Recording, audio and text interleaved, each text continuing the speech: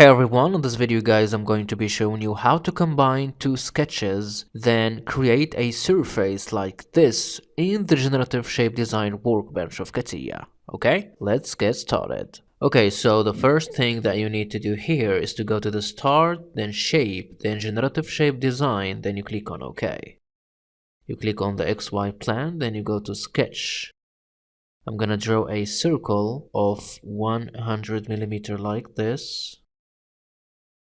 100 millimeter here. I'm gonna exit the workbench. I'm gonna choose the YZ plan, then click on sketch. Okay, then I'm gonna use the spline command.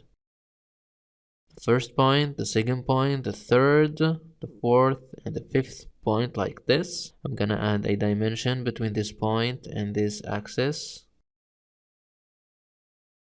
50 millimeter. Also between this point and this axis, 50 millimeter. Between this point and this axis, let's say 5 millimeter. Between this point and this axis, 25. I'm gonna do the same thing between this point and this axis, 5 millimeter. Then finally between this point and this axis, let's say 25 millimeter. Okay, then I'm gonna exit the workbench. Now I'm gonna go to Insert, Warframe, then I'm gonna click on Combine. I'm gonna select the first sketch, then the second sketch, Preview, then OK.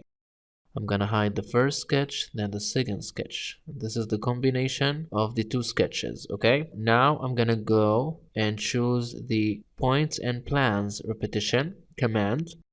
Add to in the instance field, then select this combination curve, then check the create normal plans also option. Okay, then click on preview, then OK. Now you go and click on this command, call it circle. For the circle limitations, choose this option called the whole circle. For the center, select this point, and for the support, select this plan. Okay, for the radius, change it from 20 to 3 millimeter. Click on preview, then OK. Now you go to insert, then surfaces, then you click on sweep command. For the profile, choose the circle, and for the guide curve, choose the combine sketch, then you click on OK. So as you can see here on the screen, this is how you can combine two sketches, then create a surface using this combination. Thank you guys for watching, and do not forget to hit that subscribe button to catch you next time on the Savvy Engineer channel. Thanks for watching.